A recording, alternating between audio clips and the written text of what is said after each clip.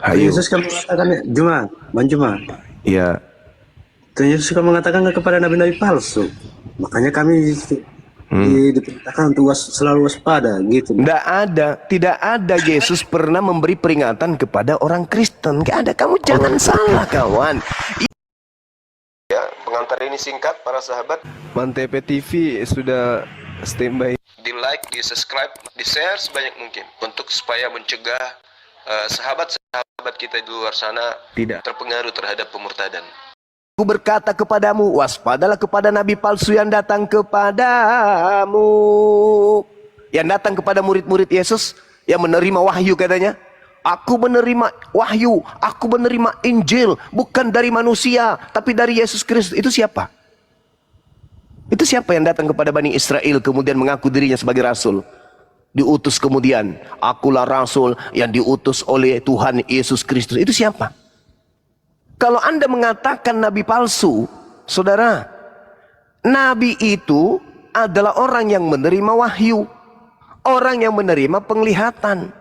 Ketika Anda mengatakan Paulus bukan nabi, berarti sama dengan Anda mendudukkan Paulus itu sebagai wartawan lepas yang menulis seenak kuping, yang menulis seenak mata, bukan karena wahyu, berarti dia bukan nabi. Tapi kalau Anda mengatakan yang dituliskannya itu adalah wahyu, firman Tuhan, Roma adalah firman Tuhan, Galatia adalah firman Tuhan, Efesus adalah firman Tuhan, Filipi adalah firman Tuhan, Korintus adalah firman Tuhan, wahyu Tuhan, maka sama dengan Anda sedang melantik Paulus itu nabi. Tetapi karena Yesus mewaspadai nabi palsu, Anda ganti gelar nabinya menjadi acul.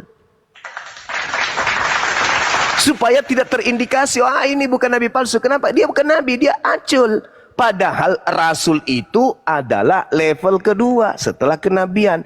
Tidak bisa menjadi rasul kalau tidak nabi. Yang disebut rasul adalah nabi yang diutus dengan wahyu yang ada di tangannya, yang wajib disampaikan kemudian kepada umatnya. Itu rasul. Kalau nabi adalah orang yang menerima wahyu untuk dirinya sendiri, tidak punya kewajiban menyampaikan kepada orang lain. Sedangkan Paulus bersurat kemana-mana seperti wartawan, seperti dia penyiar radio.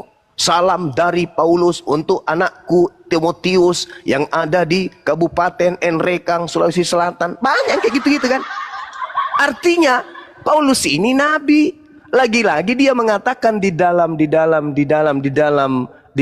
Galatia 1 nomor 15, aku dipilih dari sejak dalam rahim ibuku. Dipilih sebagai apa? Dipilih sebagai hantu, dipilih sebagai setan, dipilih sebagai nabi, dipilih sebagai rasul, atau dipilih sebagai penyesat. Penyesat. Nah, itu. Makanya saya katakan kepada saudara, karena Paulus mengatakan begini kawan. Galatia 1 nomor 11 nomor 12, aku menerima Injil tapi bukan dari manusia. Bukan manusia yang mengajariku Injil, tetapi dari pernyataan Yesus Kristus. Ada Kristusnya belakangan. Paulus mengatakan, aku tidak menerima Injil dari manusia. Bukan manusia yang mengajari aku Injil, tapi Yesus Kristus. Anda buka 2 Yohanes 1 nomor 7. Penyesat itu adalah dia. Bukankah penyesat? Siapakah penyesat itu? Bukankah dia yang pergi ke seluruh dunia yang tidak mengaku Yesus Kristus itu datang sebagai manusia? Hei Paulus, sini dulu, kau duduk. Saya mau tanya, apa paman? Mau tanya, jawab jujur ya. Yes. Kau menerima Injil? Ya. Dari manusia? Bukan. Tapi dari mana? Dari Yesus Kristus. Wow, berarti kau tidak menerima Injil dari manusia? Bukan. Saya menerima dari Yesus Kristus. Berarti Yesus Kristus itu datang kepadamu bukan sebagai manusia? Iya. Bukan sebagai manusia datang kepadamu. Kena dia kan. 2 Yohanes 1 nomor 7. Siapakah penyesat itu? Bukankah dia yang pergi ke seluruh dunia yang tidak mengaku Yesus datang sebagai manusia? Itulah antikristusnya. Itulah penyesatnya. Paulus mengaku bertemu Yesus tapi bukan manusia. Berarti sama dengan Paulus tidak mengaku Yesus datang sebagai manusia. Di mana tertulis? Galatia 1 nomor 1, Galatia 1 nomor 11, Galatia 1 nomor 12. Berarti ada Yesus Kristus yang datang kepada Paulus tapi bukan manusia. Sedangkan yang datang kepada Maria mengajarkan Injil selama 33 tahun adalah manusia. Bahkan kedatangannya yang kedua nanti, kata malaikat di dalam Kisah Para Rasul 1 nomor 1, Yesus datang nanti sebagai manusia. Kata siapa? Kata malaikat. Kata Yesus bagaimana? Baca Matius 24 nomor 27 nomor 30. Yesus datang ke dunia untuk kedua kalinya sebagai manusia. Jadi yang datang kepada Paulus bukan Yesus anak Maria, tetapi makhluk roh berupa cahaya. Di dalam Lukas 10 nomor 18, Yesus sendiri sudah membuka tabir itu. Apa kata Yesus? Aku Yesus melihat iblis jatuh turun dari langit ke bumi dalam rupa cahaya. Paulus menerima kemudian 13 kitab dari makhluk berupa cahaya. Siapa yang datang berupa cahaya ke atas muka bumi ini? Kata Yesus, setan. Siapa yang datang kepada Paulus? Kata Paulus, berupa cahaya. Siapa dia? Sedangkan Maria melahirkan manusia. Maria tidak melahirkan cahaya. Maria tidak melahirkan suara. Maria tidak melahirkan hantu. Maria tidak melahirkan Tuhan. Maria mutlak absolut melahirkan manusia. Sedangkan yang datang kepada Paulus itu bukan manusia. Sedangkan dalam Ibrani 13 nomor 8, Yesus kemarin dan hari ini bahkan selama-lamanya tetaplah sama, tidak pernah berubah. Yesus kemarin, hari ini dan selama-lamanya tidak pernah berubah. Yang datang kepada Maria adalah manusia, yang naik ke langit adalah manusia, yang turun ke bumi juga adalah manusia. Selama-lamanya dia adalah manusia. Dia tidak pernah berubah menjadi ayam, apalagi berubah menjadi hantu, lebih-lebih lagi berubah menjadi Tuhan. Lalu siapa Kristen ini yang mengusung sosok makhluk roh yang bernama Yesus Kristus? Dia adalah kelompok asing di luar dari ajaran Yesus yang manusia. Makanya dia berpesan kepada muridnya, waspadalah kepada serigala yang nyamar domba. Siapa di antara Islam dan Kristen yang nyamar-nyamar domba? Domba adalah Bani Yakub. Di dalam kitabnya orang Yahudi, Yeremia 50 nomor 17, dikatakan dengan sangat jelas bahwa yang disebut domba itu adalah Bani Yakub. Bani Yakub domba. Kristen bukan Bani Yakub, tapi mengaku domba. Berarti serigala yang nyamar domba adalah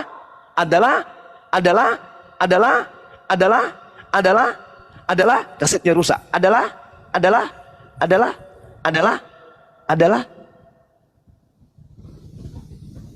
Oten. Saya kira begitu kawan. Di tempat saya ini sudah hampir buka puasa. Silakan dilanjut untuk sementara. Saya lanjutkan ibadah dulu 15 menit insyaAllah. Kalau masih ada yang ingin berdiskusi, ingat pembuktiannya 15 juta bagi teman-teman Kristen yang mampu membuktikan bahwa yang kalian sembah itu adalah Yesus anak Maria. 15 juta meluncur. Gedebuk. Bahkan Bunda Mila kemarin juga mengatakan ingin menambahi. Mantap sekali. Ya. Keren. Mau ngingetin itu aja, saya tambahin. Masya Allah. Nih, Insya Allah. Namanya ya. berapa Bun? Ya berapalah maunya. Dah. Ya, nggak usah terlalu banyak Bun. Iya. Ya kita lihatlah biar challenge kan, biar tahu mereka. Masya Allah. Karena kapan mereka tidak mampu membuktikan, maka penyesat yang bernama Yesus Kristus itu ada di pihak mereka. Yang saya juga tidak tahu juga begitu.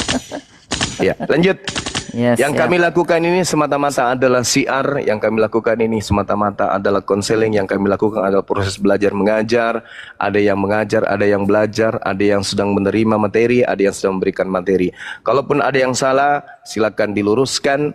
Kalau ada yang benar, silakan diterima. Karena kebenaran itu hanya milik pencipta langit dan bumi. Kita manusia hanya menyampaikan dan menjabarkan sepengetahuan kita saja. Demikian sementara saya izin ibadah. Silakan.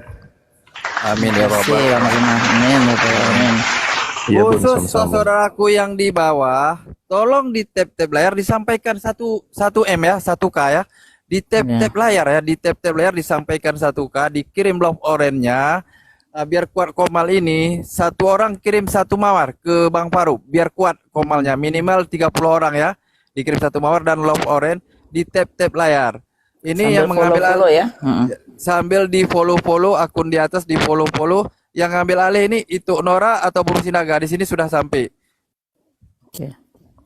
Itu Nora? Itu Nora monitor? Itu Nora? Itu Nora? Iya Tok. Kenapa Tok? Ambil alih. Boru Sinaga udah sholat juga ini, udah sampai sini. Ambil alih. Itu si Dodi Katolik, yang si Ari Tonang ini protes. Oh iya. Oke. Lanjut. Lanjut dulu. Lanjut mereka. Aku apa? Pakai headset. Aku Oke, lanjut. aku izin Aku itu Katolik, bro. nanti dulu Bang sebentar. Yang follow saya nanti 2 minggu terakhir kita bagi-bagi 50.000 per orang Saya ya. lupa. Iya. Yang di bawah tolong 3,5 di follow akunnya Bunda Mila ya. Di follow akunnya Bunda Mila. Biar makin apa? Makin ngejreng aja gitu. Soalnya kalau live sekarang ini banyak permintaan di bawah, dia pengen lihat gereja-gereja kosong. Saya bilang kan itu kan biar kalau yang nonton cuma 30 orang buat apa gitu kan. Kita kan mau bikin syiar nih, cerita yang bikin dakwah. Ya di banyak-banyak follow. Jadi kalau saya di Bang Faruk ada yang nonton, saya di Bang Arif ada yang nonton. Begitu maksudnya. Di Bang Zuma nanti di forum. Jadi kita berdakwah di mana aja, jangan cuma di Indonesia. Biar orang Indonesia lihat, nih luar negeri udah kosong, udah habis lah begitu. Begitu seperti itu Bunda Nora. Lanjut. Iya Bunda. Untuk netizen di bawah, hari ini kita batalkan pembagian sarung ya dari Boru Sinaga. Insya Allah besok kita laksanakan ya. Karena hari ini enggak mungkin kita ganggu Gurunda berdebat ya. Insya Allah untuk netizen yang kita janjikan tadi jam 2 pembagi 10 sarung dari Boru Sinaga kita batalkan. Insya Allah besok kita laksanakan. Lanjut itu Nora, aku mau sholat dulu. Oke, siap. Nah, ini lawan diskusi saya tadi siapa? Dodi atau Aritonang? Nah, Aritonang ini Ito saya nih. Sama-sama Aritonang aja lah kita. Oke, Ito. Ya, Poros Namburu. Ya, sama-sama Aritonang lah. Ayo, kita diskusi. Gimana? Tadi poin yang mau ditanyakan apa sama abang saya?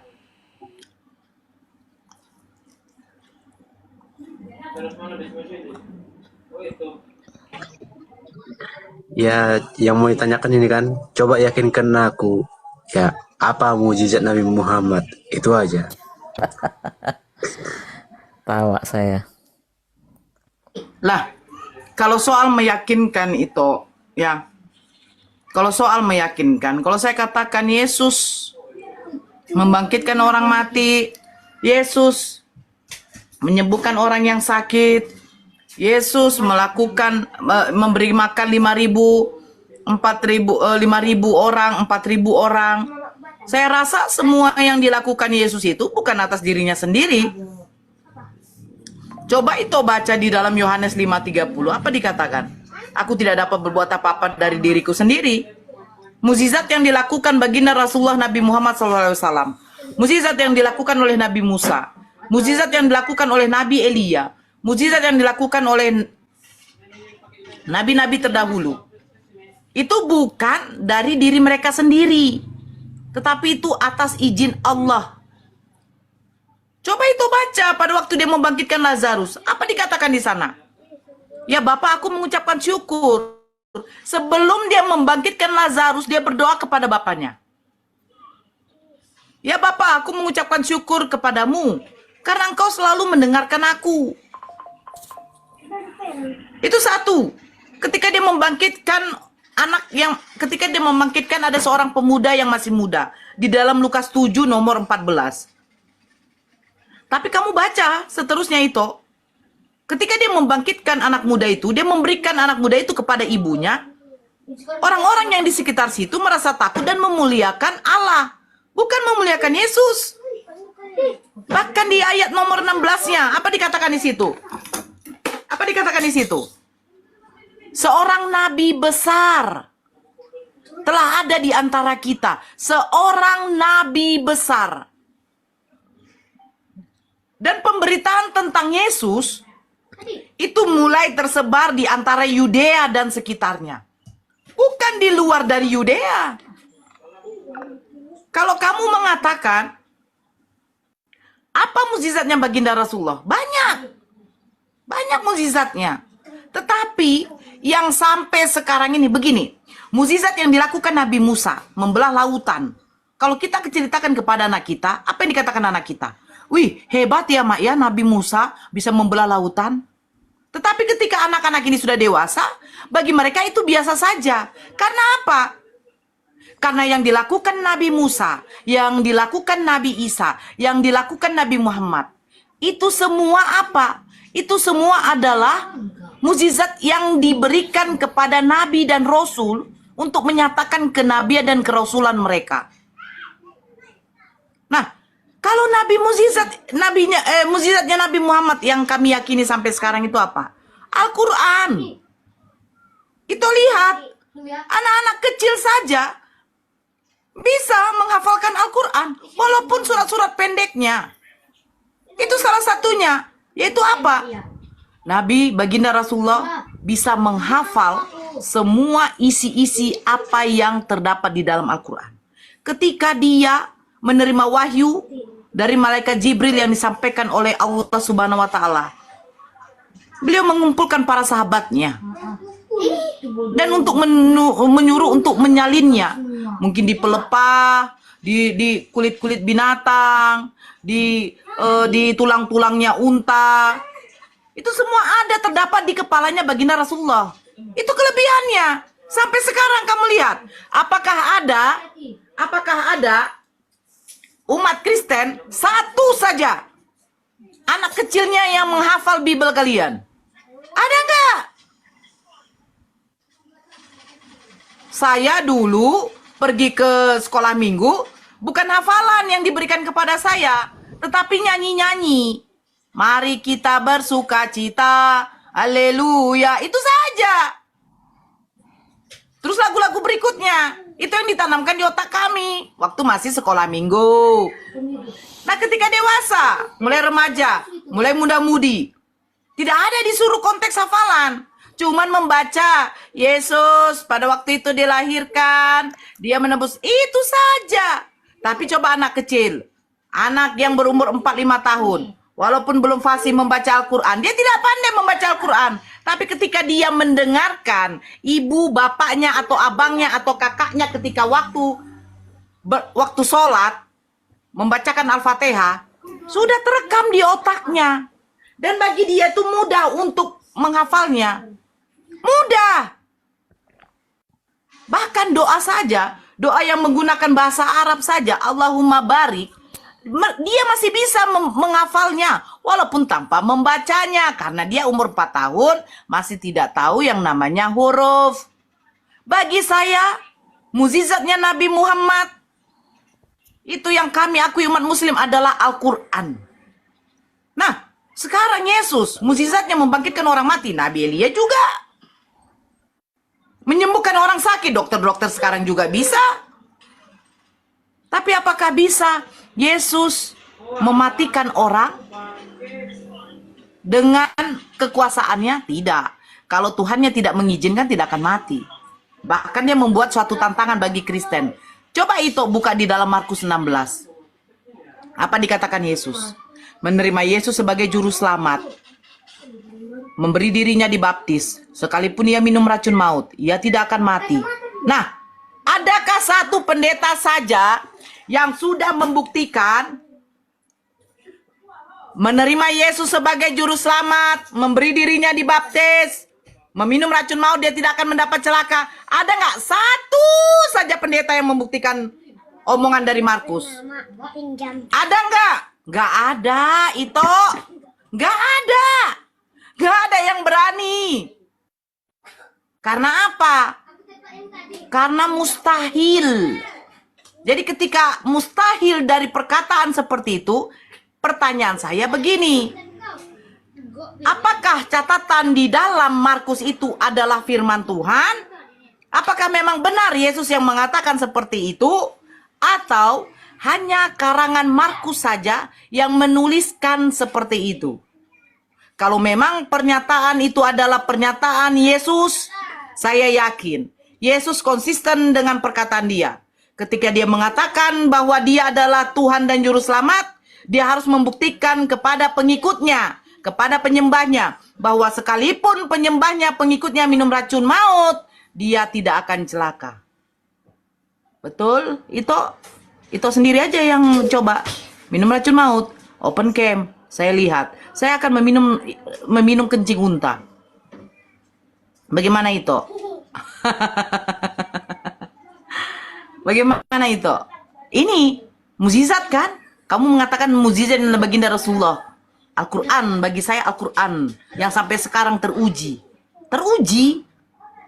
Anak kecil saya bacakan tiap hari, dalam 1 minggu dia akan mungkin bisa mengikuti saya untuk membacakan ayat-ayat suci Al-Quran. Kristen, belum tentu. Itu saja belum tentu menghafal. 1 ayat saja. Palingan hari ini telah lahir bagimu Kristus Tuhan di kota Daud.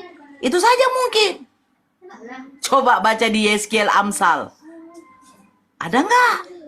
Di 1 Samuel. Ada nggak? Nggak ada itu. Mukjizat bagi kami umat muslim dari baginda Rasulullah, yaitu 1 yang paling utama, Al-Quran. Yang kita tahu, baginda Rasulullah kalian katakan adalah buta huruf. Tetapi apa yang terjadi? Sampai sekarang tidak ada satupun manusia yang bisa membuat semisalnya Al-Quran itu. Yang mengubahnya tidak akan bisa. 1 titik saja, 1 harokat saja, tidak akan ada yang bisa. Sekarang itu buktikan sama saya. Bentuk ketuhanan Yesus yang bisa meyakinkan saya lagi untuk murtad, mengenal Yesus sebagai Tuhan, dari pengakuan dirinya sendiri. Silakan itu. Zuma udah standby, masuk ya Bang. Silakan itu aku.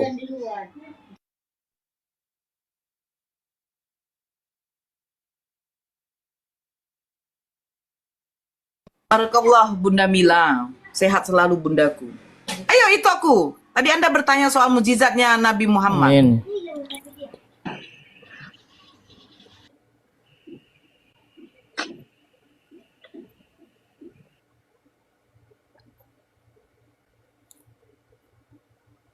Itu. Ya, Ya, silakan itu. Kita santai saja di sini itu. ya intinya beginilah. Mau apapun itu, tetap Tuhanku Yesus Kristus. Udah itu aja. Iya, saya meminta ketuhanan dari Yesus, keilahian yang ada pada diri Yesus, buktikan sama saya melalui perkataan Yesus. Apa yang dia lakukan itu semua itu dari dirinya sendiri. Sehingga terbantahkan di dalam Yohanes 5:30, dia tidak dapat berbuat apa-apa dari dirinya sendiri. Apa mungkin Tuhan tidak dapat berbuat apa-apa dari dirinya sendiri? Tidak mungkin itu.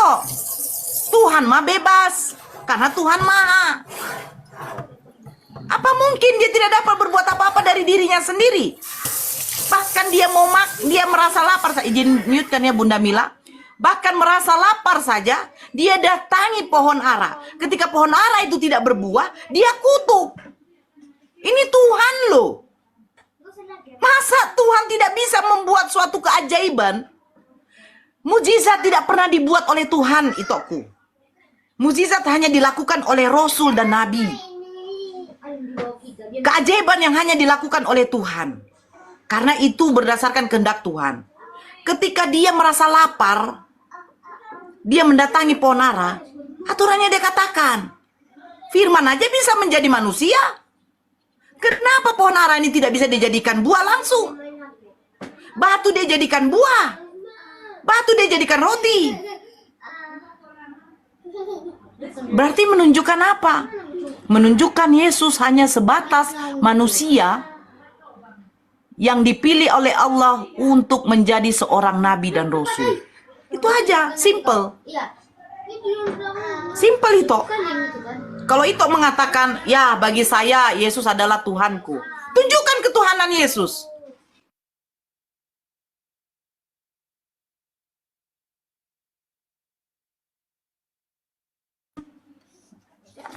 Ketuhanan apa yang dimiliki oleh Yesus? Keilahian apa yang sudah ada pada diri Yesus? Sehingga Yesus membuat suatu keajaiban.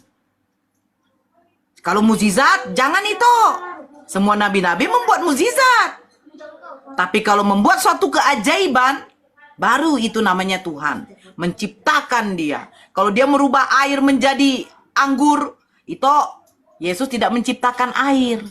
Kalau air dirubah menjadi anggur, itu suatu mukjizat. Tapi kalau bisa Tuhan itu membuat tangan manusia menjadi 5, itu keajaiban, berarti dia Tuhan. Yesus. Ya, silakan itu. Jangan bilang kita imani aja itu. Itu namanya iman buta itu. Kalau iman buta itu sia-sia itu ku. Ya, Yesus kan mengajarkan hidup yang kekal. Itu mengenal satu-satunya Allah, Yesus utusan. Itu nggak mungkin tidak mau mencari hidup yang kekal itu. Silakan itu. Coba sanggah saya. Tunggu dulu. Kalau Tuhan Yesus hanya cuma utusan, kenapa dia berasal dari surga?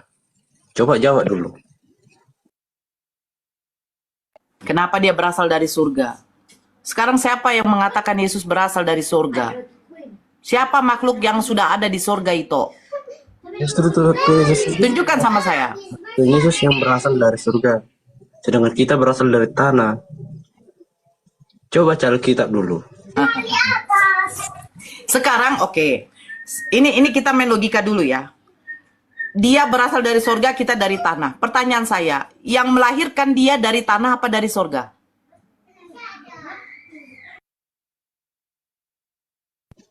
Yang melahirkan dia memang dari Yang tanah. melahirkan nih. Surga. Ya udah selesai. Tapi Saya bertanya lagi. Roh yang sebentar itu. Ini satu ini. Roh yang kita miliki sehingga kita hidup ini berasal dari mana?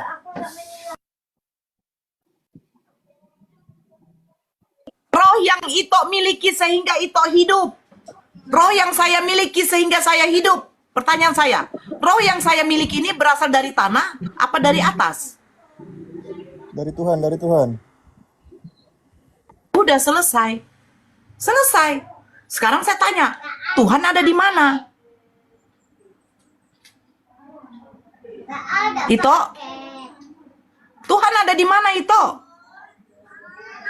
Tuhan Kalau ada kamu di katakan Yesus berasal dari sorga, ingat, roh yang dimiliki oleh Yesus itu diberikan oleh Tuhannya. Dia dilahirkan oleh ibunya. Ibunya bukan berasal dari sorga. Ibunya juga tetap berada di dunia. Bedanya, Maria itu adalah seorang perawan suci. Itu saja.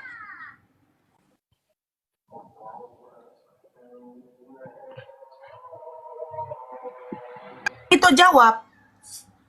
Tuhan itu emang di mana sekarang?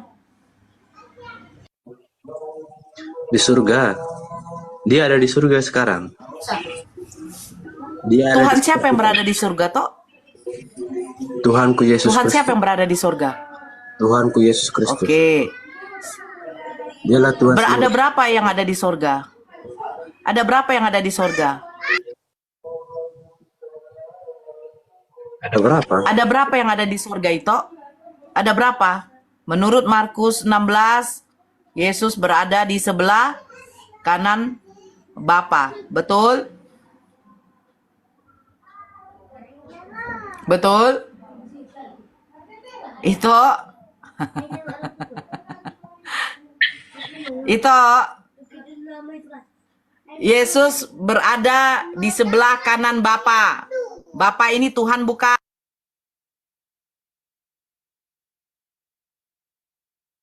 Bapa ini Tuhan bukan? Itu Buat penonton di bawah, saya tidak bertanggung jawab. Boru Aritonang sama Aritonang pingsan anak orang meninggal di tempat, saya tidak bertanggung jawab ya. Saya tidak bertanggung jawab. kenapa saya pilih dia? Karena dia satu marga dengan saya. Iya. Sempat mencret dia anak Makanya. orang pingsan, saya tidak tanggung jawab ya. Tengok netizen. Naga tidak bertanggung jawab atas terjadi Sebentar. perang Aritonang sama Aritonang. Lanjut. Sebentar itu Naga. Sebentar. Iya, itu Aritonang, itu ku. Yang ada di sorga, apakah hanya Yesus saja? Tentu hanya Yesus. Jadi perkataan Markus, lalu terangkatlah Tuhan Yesus ke surga dan duduk di sebelah kanan Allah. Pertanyaan saya, di sebelah kanan Bapa ini siapa? Bapak itu adalah surga. Bapak ini siapa?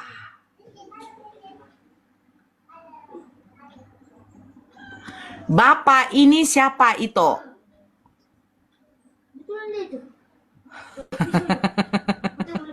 Itu. Halo.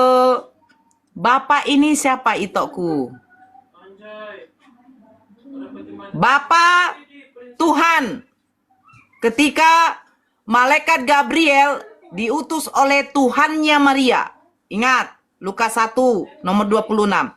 Pada bulan yang ke-6, Tuhan mengutus malaikat Gabriel untuk memberitahukan kepada seorang perawan suci yang bernama Maria di kota Nazaret. Dia akan melahirkan seorang anak laki-laki. Malaikat Gabriel salam kepada Bunda Maria. Tuhan menyertai engkau, katanya. Berarti sebelum Yesus lahir sudah ada Tuhan. Ada Tuhan yang mengutus malaikat Gabriel. Nah, ketika Yesus lahir, Yesus naik ke sorga, dia duduk di sebelah kanan Tuhan. Pertanyaan saya, Tuhan di sebelah Tuhan, jadi ada berapa Tuhanmu yang di sorga? Itu Ya satu.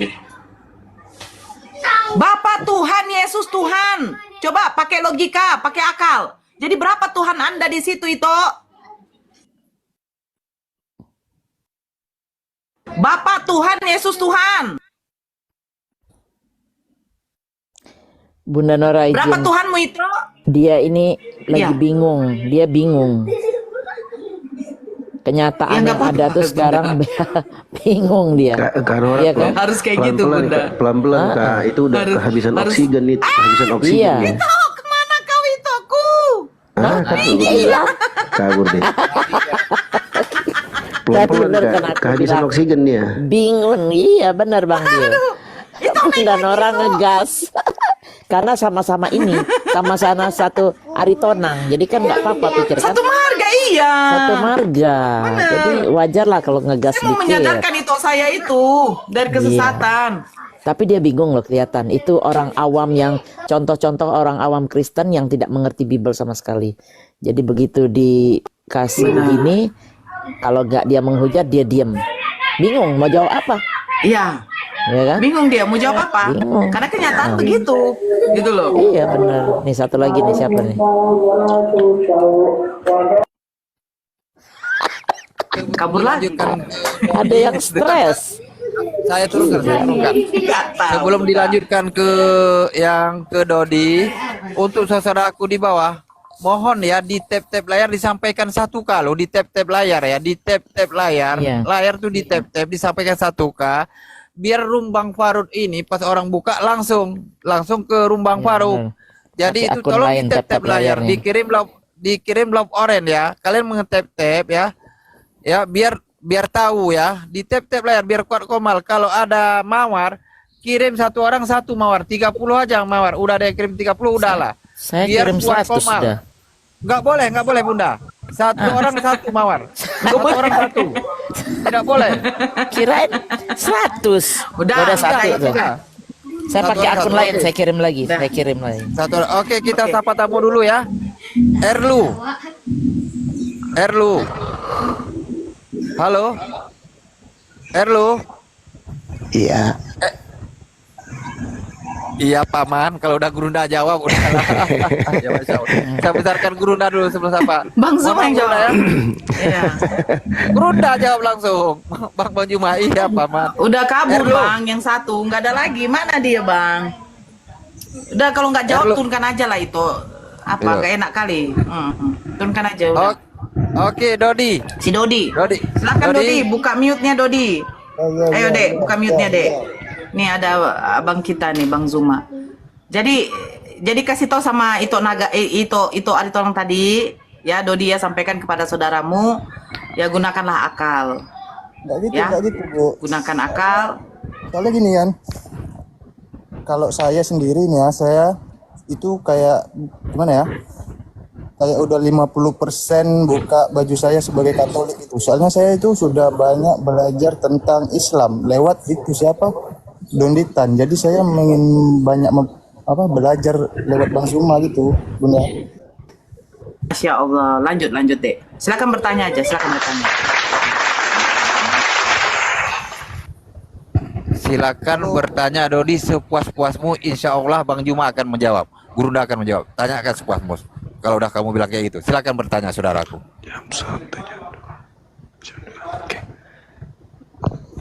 Iya Bang Zuma, halo Bang Zuma. Iya, sahabatku, saudaraku Dodi, silakan Bang. Gimana nih tanggapan Bang Zuma mengenai Bible yang selama ini saya imani Bang Zuma? Kalau menurut pandangan Islam.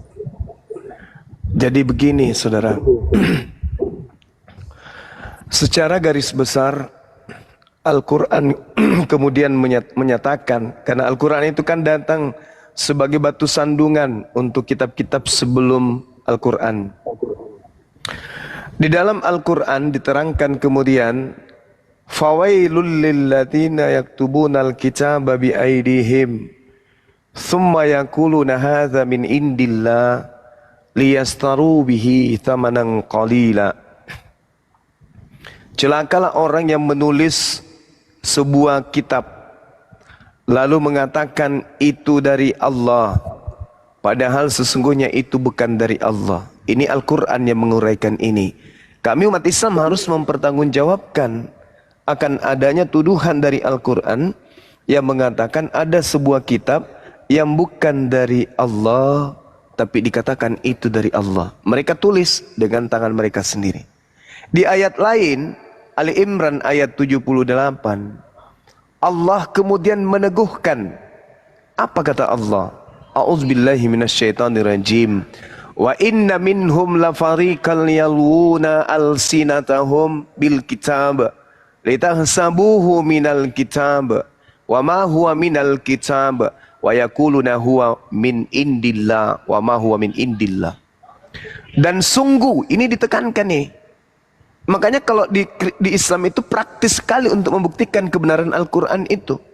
Dan sungguh, laqad wa in minhum, Allah kemudian meneguhkan, sungguh di antara mereka ada segolongan yang memutarbalikkan lidahnya membaca sebuah kitab, agar kamu menyangka bahwa yang mereka baca itu adalah benar dari firman Tuhan, padahal itu bukan dari kitab.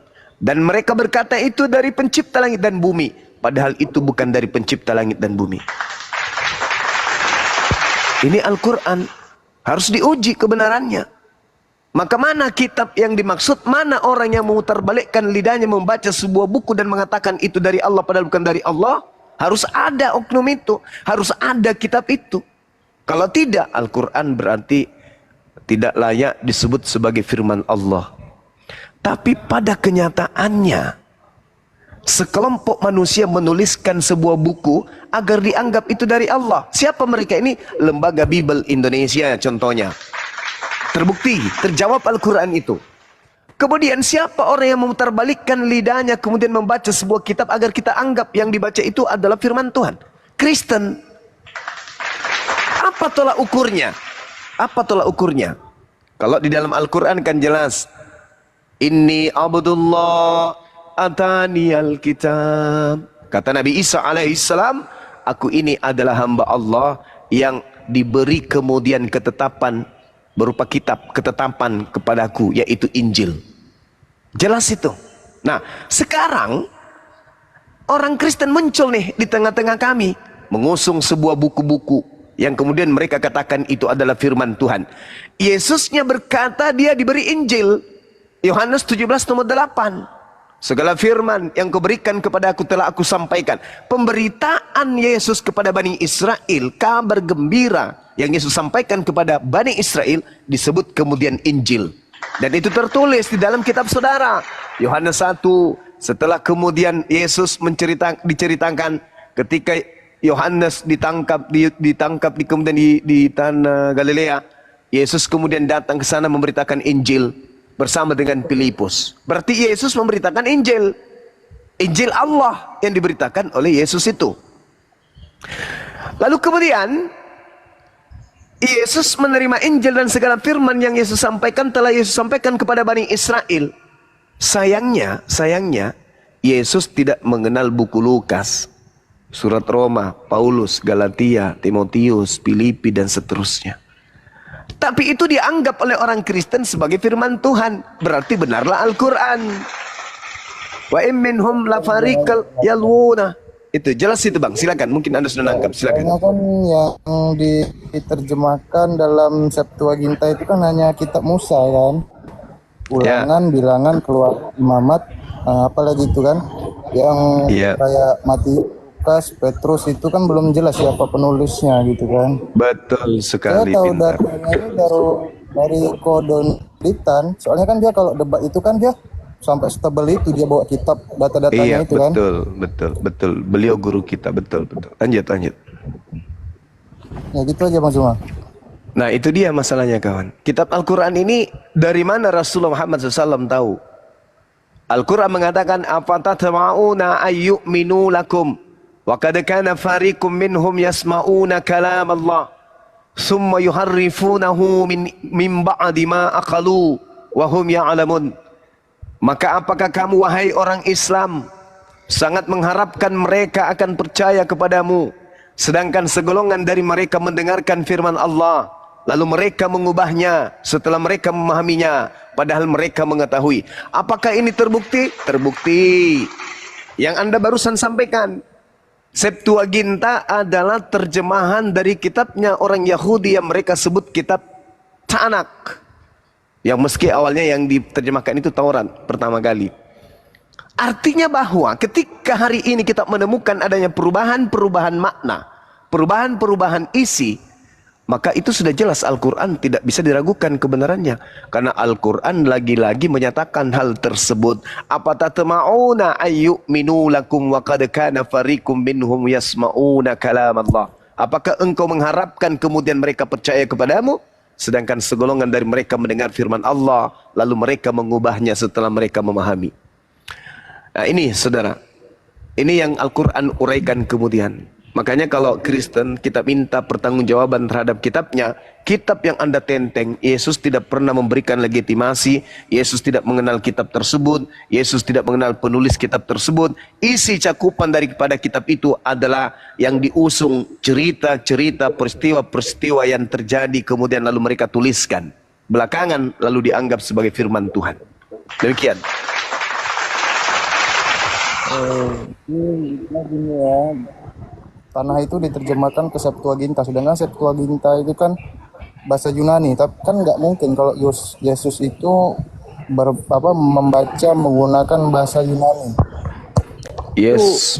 Itulah yang menjadi keraguan saya menjadi seorang Kristen di rumah. Iya, alhamdulillah, masya Allah. Masya Allah Bang, masya Allah. Kami bersyukur kalau misalnya Anda sudah keluar dari lingkaran tersebut, minimal, belum keluar tapi minimal menyadari bahwasanya apa yang diceritakan kemudian di dalam Bible itu ada kebenarannya, karena itu dihasilkan dari hasil penyelidikan. Hasil penyelidikan orang ini ya karya ilmiah, tapi tidak sampai pada level firman Tuhan. Ini kita harus hargai. Masalahnya sekarang adalah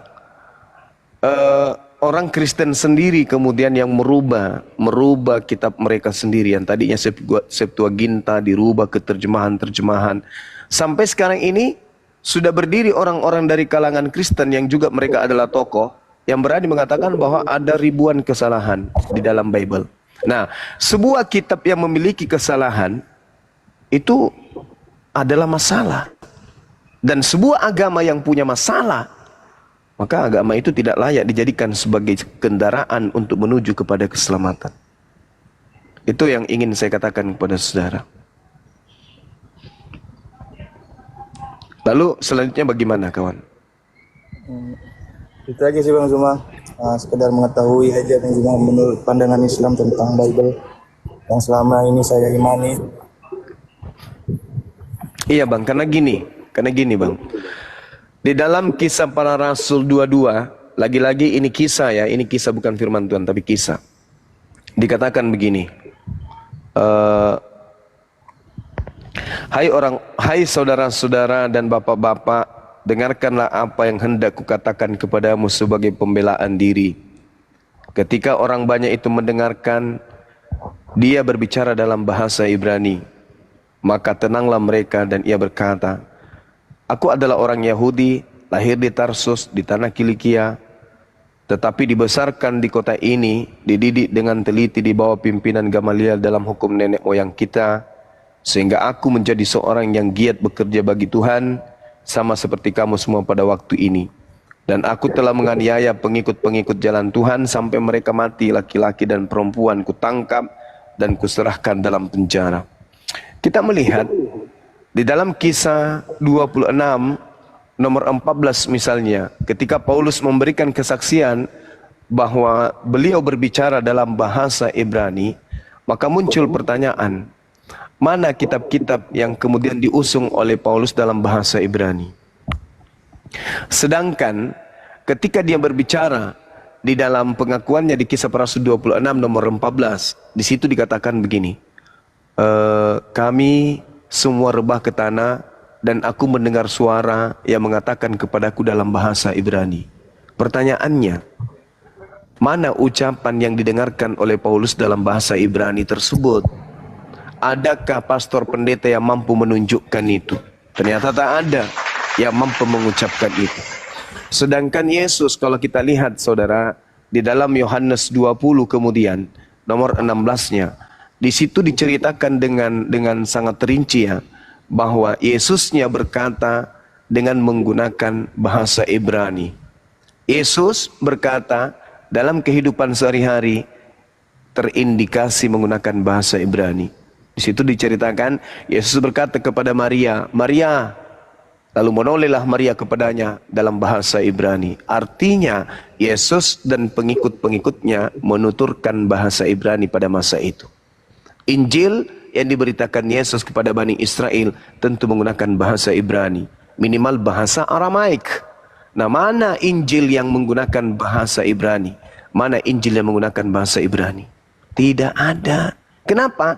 Karena yang sampai di Indonesia bukan pengikut Yesus anak Maria, tetapi adalah pengikut penulis-penulis sejarah-sejarah yang menuliskan tentang Yesus Kristus dengan pengikutnya Bani Israel. Jadi seibarat begini kawan, saya kasih kesimpulan. Umat Islam punya kitab suci, kitab sucinya itu kemudian bernama Al-Quran. Al-Quran diajarkan kemudian oleh Nabi Muhammad. Nabi Muhammad kemudian diutus untuk umat Islam. Kemudian ada sekelompok di luar umat Islam melakukan penelitian terhadap Nabi Muhammad dan kaumnya dan sahabat-sahabatnya. Kemudian buku-buku yang ditulis oleh orang di luar umatnya Nabi Muhammad ini menceritakan tentang Nabi Muhammad, keseharian Nabi Muhammad kepada sahabat-sahabatnya, kepada murid-muridnya. Jadi Nabi Muhammad punya kitab sendiri namanya Al-Quran. Orang di luar Islam memiliki juga kitab sendiri namanya buku yang menuliskan tentang Nabi Muhammad dan pengikutnya. Lalu kemudian orang-orang mengambil buku atau catatan-catatan harian yang ditulis oleh orang di luar kelompok Nabi Muhammad ini sebagai kitab suci. Sedangkan Nabi Muhammad sendiri punya kitab suci yang bernama Al-Quranul Karim. Anda silakan renungkan. Ketika kemudian Yesus mengajarkan Injil kepada Bani Israel, ada kelompok di luar dari pengikut dia menuliskan sejarah, menyusun cerita-cerita tentang Yesus dan murid-muridnya, dan buku yang dihasilkan itu kemudian dijadikan sebagai kitab suci, dan agama yang mengusungnya disebut agama Kristen Katolik awal mula. Pertanyaannya, muridnya Yesus Bani Israel yang tidak makan babi bersama Yesus, yang ibadah sabat bersama Yesus, yang menyembah kepada Elohim bersama dengan Yesus, yang sujud semalam-malaman bersama dengan Yesus, yang kemudian sabat dengan Yesus, masuk ke Miqdas, ke sinagogi, ke bait Allah, menyembah kepada Elohim bersama dengan Yesus. Apakah mengkitabkan kitab Lukas, Markus, Matius, Yohanes, Filipi, Efesus, Roma, Galatia dan seterusnya? Jawabannya adalah tidak. Berarti kitab ini dan juga kitabnya Yesus memiliki pohon yang berbeda. Pohon yang berbeda tentu menghasilkan buah yang berbeda. Pohon Yesus buah-buahnya adalah Yudaism, praktisi Torah, mereka yang sujud kemudian dan tunduk kepada hukum Tuhan yang datang kepada Nabi Musa. Pohon yang didirikan oleh Paulus, buah-buahnya beriman, percaya kepada Roma, Galatia, Filipi, Lukas dan seterusnya. Sedangkan murid Yesus di pohon yang berbeda berbuah dengan buah yang berbeda, sedangkan Paulus dengan buah yang berbeda, yaitu Kristen. Buah dari pohon yang Yesus tanamkan adalah Yudaism, buah yang ditanamkan oleh Paulus adalah Kristen. Dua pokok yang berbeda, buah yang berbeda, ajaran yang berbeda, sembahan yang berbeda, kitab yang berbeda. Tetapi anehnya, pohon Paulus selalu ngaku-ngaku sebagai pohon yang sama dengan Yesus Kristus. Inilah penyesatan yang nyata. Kenapa? Karena pohon yang ada pada Paulus mengaku, akulah Yesus Kristus. Padahal Yesus Kristus mengatakan, waspadalah kepada penyesat yang ngaku Yesus Kristus. Saya kira demikian. Silakan. Ya, silakan Dodi, atau kita sebentar disapa dulu Mbak. Masya Allah. Bang Suhana. Fei, syukran Bang Fei. Suhana. Suhana. Susana. Ya, silakan Bang Dodi. Bang Dodi silakan. Christian, saya tidak akan Anda menghujat daripada menghujat. Kami bulan-bulan puasa tidak menerima ya. Setan paling dikurung ya. Setan bulan puasa dikurung ya. CP ya. Kami tidak akan menaikkan Anda ya. Lanjut Gurunda. Iya, silakan Saudara Dodi. Oh, jadi intinya Kristen ini nggak punya kitab gitu Bang Zuma ya. Soalnya kan kitabnya asli itu kan dari Yahudi. Ya, terjemahannya dari kitabnya agama Yahudi. Ini yang saya bahas kemarin Bang, dengan Pak Bom. Apa haknya Kristen menggunakan kitabnya Yahudi, meskipun dalam bentuk terjemah? Harus ada legitimasi. Kemana orangnya?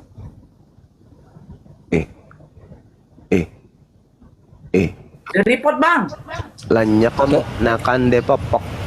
Tentara Romawi, Gurunda. Ini yang saya bahas berpuasa. kemarin, betul. Ini yang saya bahas sampai Pak Bom sampai hari ini dia masih menderita tulang lunak.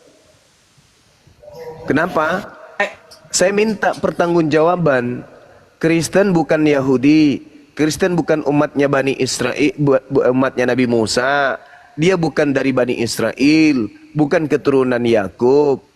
Tapi kok di agama mereka ada terjemahan kitabnya Yahudi, sementara kitabnya Yahudi itu tidak diberikan kepada bangsa lain.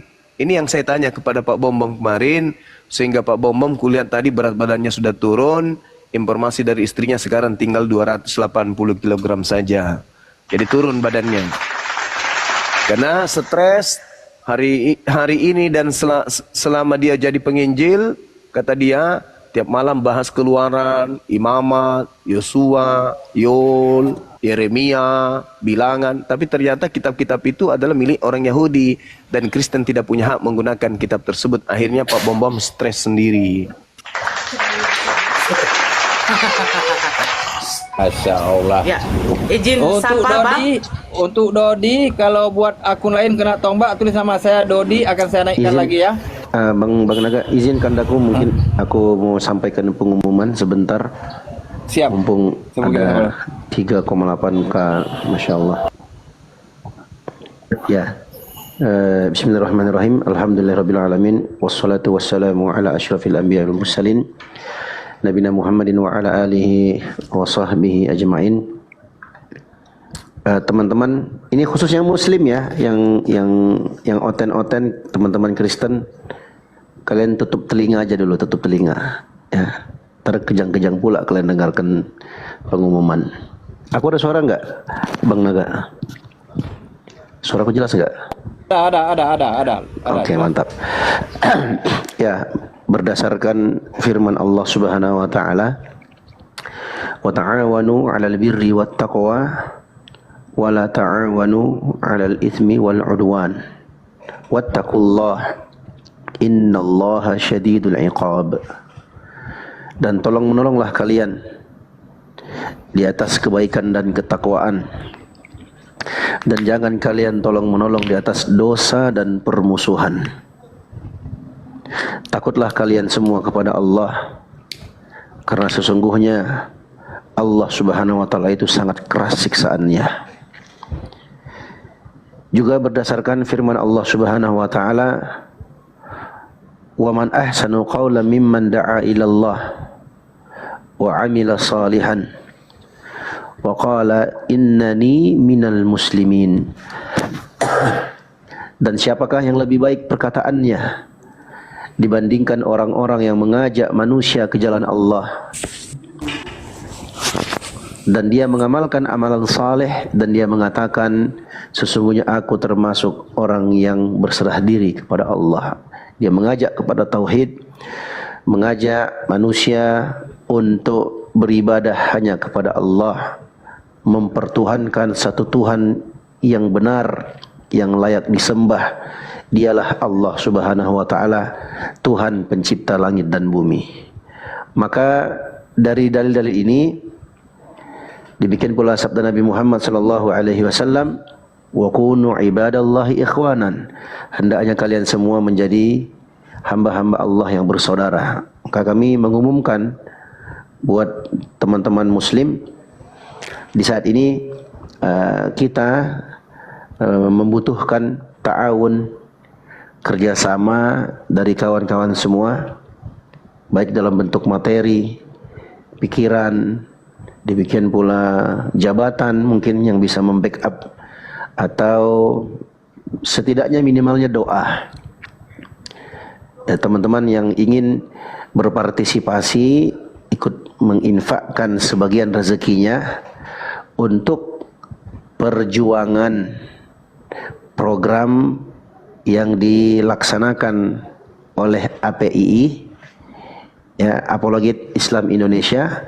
Banyak program-program yang dilaksanakan, termasuk program pelaporan terhadap para penista, terhadap penghujat agama Islam, yang pada intinya semua itu di atas jalan dakwah, jalan kebaikan ini. Maka kami mengajak kaum muslimin, teman-teman sekalian, ya, yang mau bergabung atau ikut berpartisipasi, ikut andil, ya, untuk menyisihkan sebagian dari hartanya dalam perjuangan ini bersama-sama.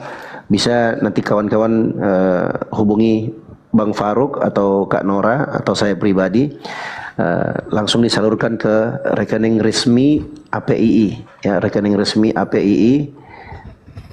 Ada yang ini Kak Nora bisa di ini kan, apa nomor rekeningnya? Ya, itu bisa Bang Zuma di apa kan, di WA kan dulu Bang. Di BNI ya Bang ya, Zuma. BNI betul. Bang BNI 75 kali. 75 kali. Oke, typing. Terus teman-teman di bawah. 51770 ya teman-teman. Ada yang masih ingat di bawah? Ya, 75 kali. Ada yang masih ingat nggak? Itu ya. Tujuhnya 5 kali 51770. Begitu, Gurunda. Coba saya cek dulu ya. Iya, yang sampai salah. Nanti masuk ke Iya, rekening yang salah. ingat Bang Handi Celebes yang ingat. Ya. Enggak ada juga pula di sini ya. Oh iya, sudah betul. Betul. 75 kali 75 kali 51770. Iya, Iya. betul. Betul BNI ya. Lanjut. Itu Lanjut. teman-teman atas nama Apologet Islam Indonesia. Sebentar, aku typing di bawah ya.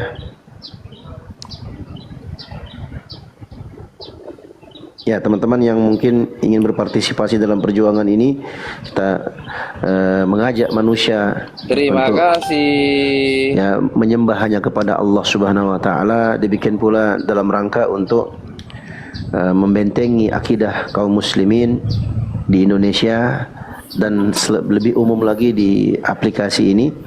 Boleh teman-teman yang mau menyisihkan, menginfakkan sebagian hartanya dalam perjuangan ini langsung ke rekening resmi APII.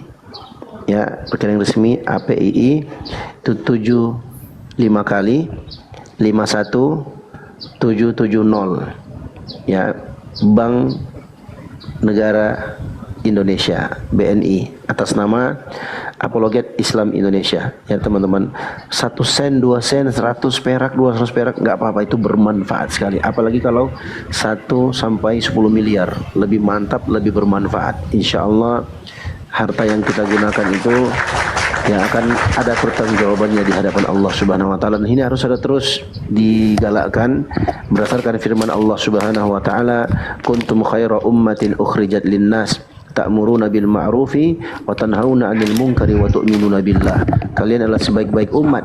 Kalian dikeluarkan untuk seluruh manusia. Apa tugasnya? Ta'muruna bil ma'ruf. Kalian mengajak kepada perkara yang ma'ruf. Wa tanhauna 'anil munkar. Dan kalian mencegah kemungkaran. Wa tu'minuna billah. Dan kalian beriman kepada Allah Subhanahu wa taala. Sebesar-besar dan sebaik-baiknya perkara yang ma'ruf adalah tauhid. Mengajak manusia untuk mentauhidkan Allah Subhanahu wa taala, dan seburuk-buruk dan sejelek-jeleknya kemungkaran adalah perbuatan syirik, penyembahan atau peribadatan kepada selain Allah Subhanahu wa taala. Oleh karena itu kami menghimbau sebagai sesama muslim, mari kita bersama-sama teman-teman. Ini resmi kita umumkan ya, karena ada kandaku juga, ada Bang Zuma di bawah di sini. Ada Kak Nora juga, dan ada Bang Faruk dan kawan-kawan yang lainnya dari API. InsyaAllah itu akan digunakan sebaik mungkin dalam program-program yang banyak dilakukan oleh teman-teman di Apologet Islam Indonesia, karena itu semua butuh dana, butuh gizi, butuh asupan, butuh peluru ya. Jadi peluru-peluru kalian itu insya Allah digunakan sebaik mungkin. Jangan lepaskan teman-teman kesempatan emas ini. Program-program ini insya Allah jangan tinggal diam, ambil andil, minimal kalian ikut menyebarkan. Minimal ikut menyebarkan.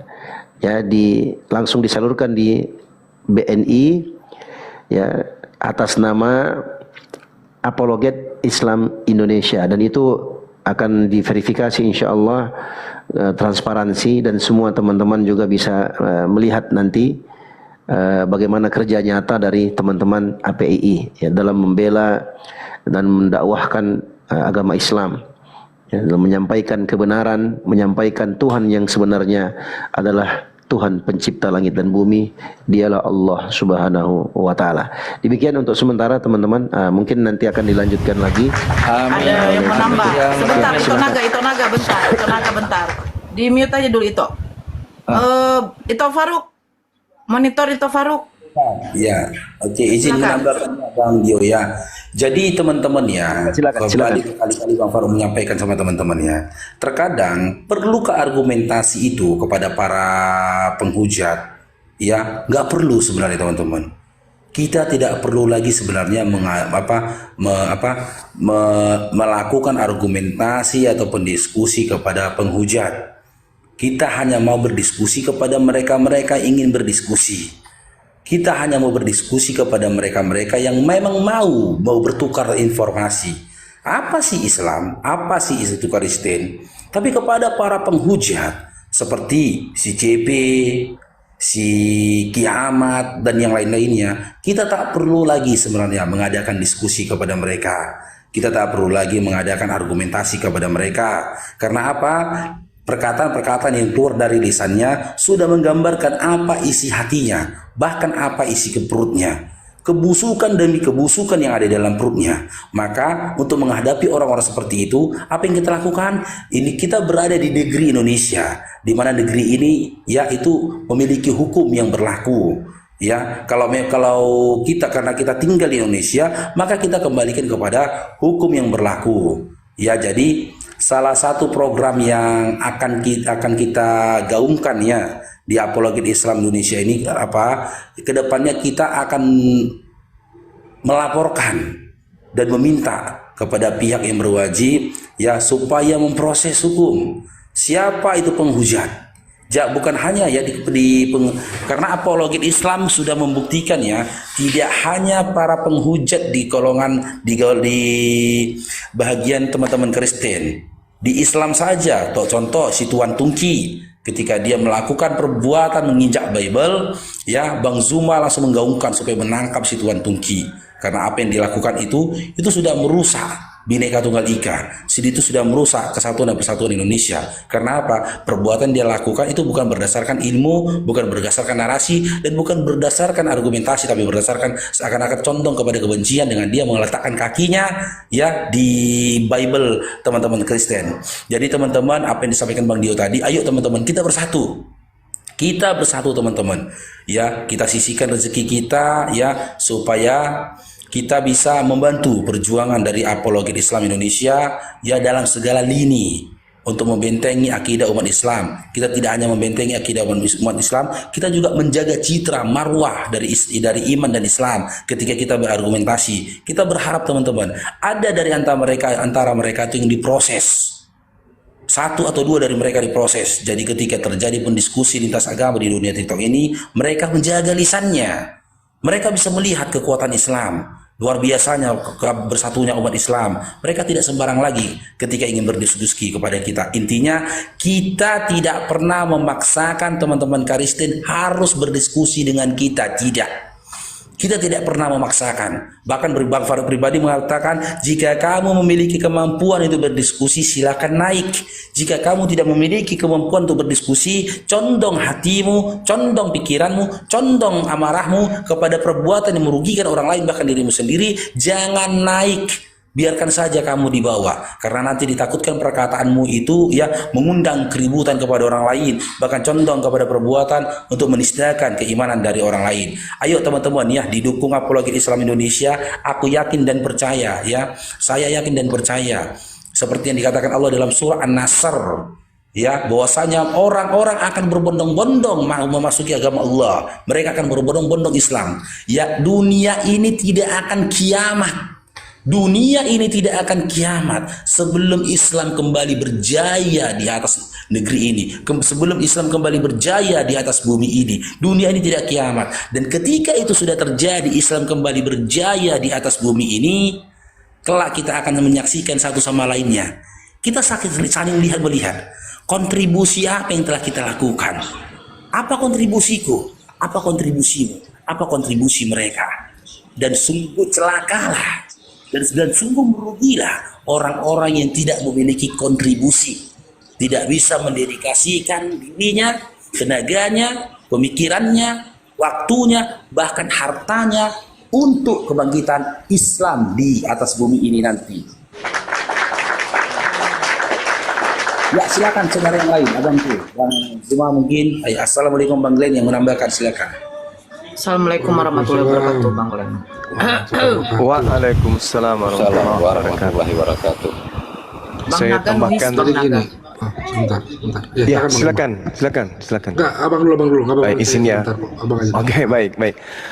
Allah Subhanahu wa taala berfirman di dalam Al-Qur'anul Karim, A'udzubillahi minasyaitonirrajim. Wa anfiqu mimma razaqnakum min qabli ayyatiya ahadakumul maut.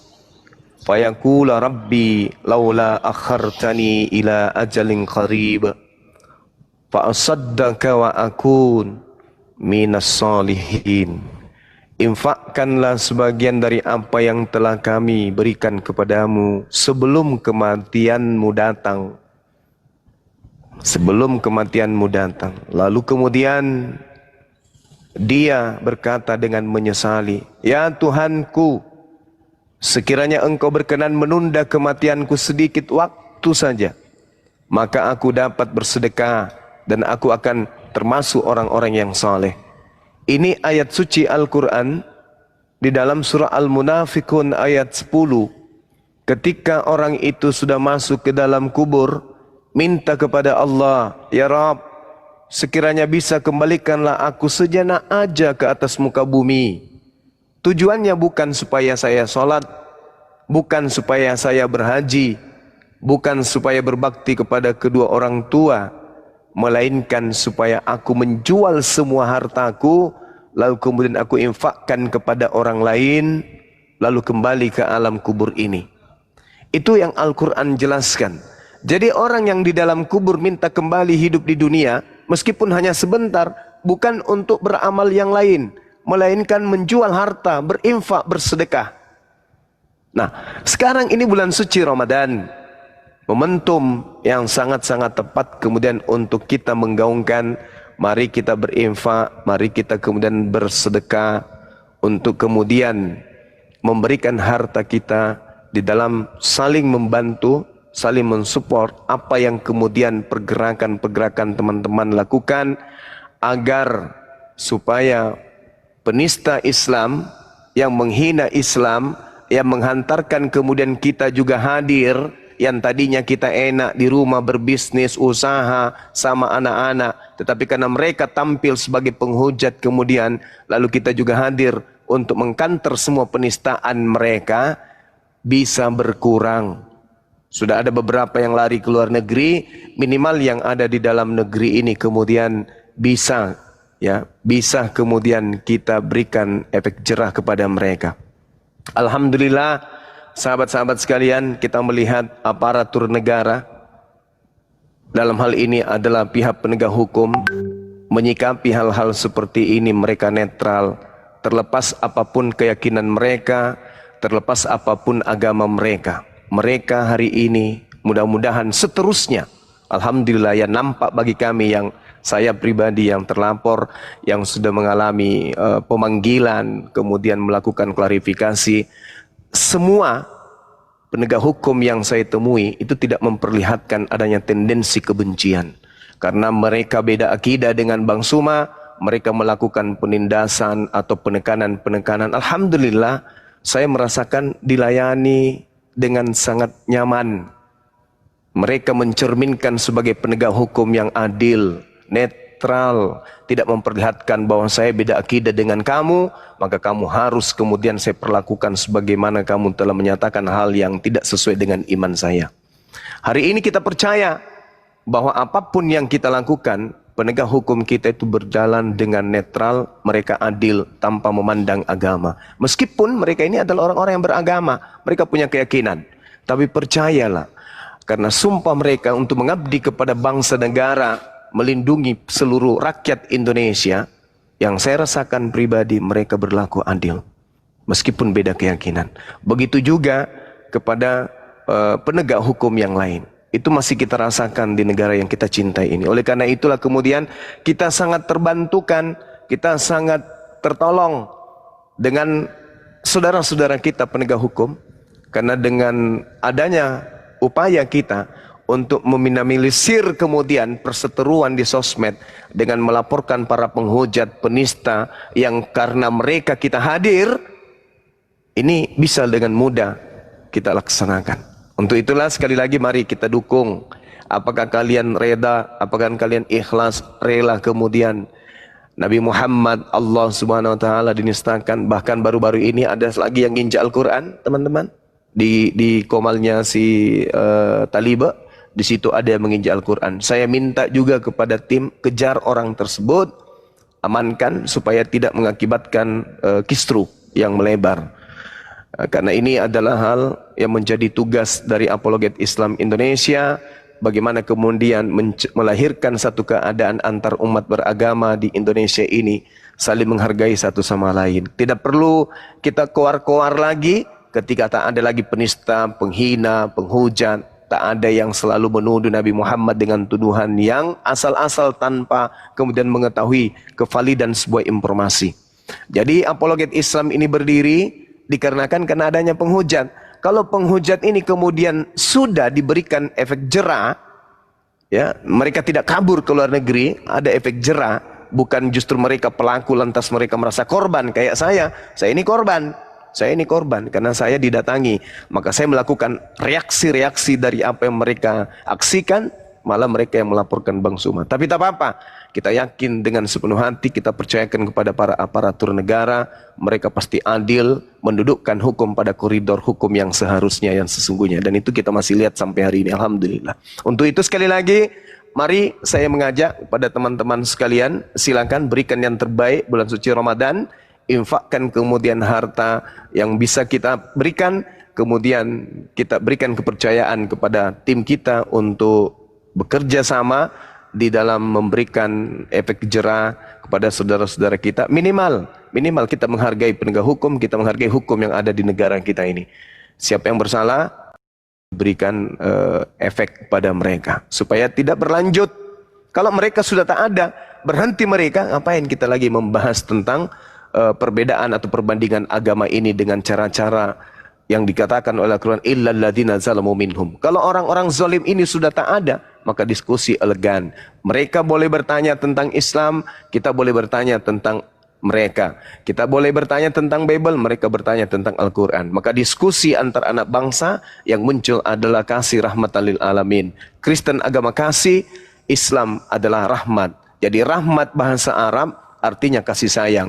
Kristen ajaran kasih bertemu dengan agama kasih sayang. Yang terjadi adalah Indonesia Jaya ditopang oleh masyarakat penduduknya yang kemudian menginginkan persatuan, satu komando, mencintai Indonesia, mengisi kemerdekaan Indonesia dengan hal-hal yang positif, sehingga melahirkan negara kita adalah negara yang berketuhanan.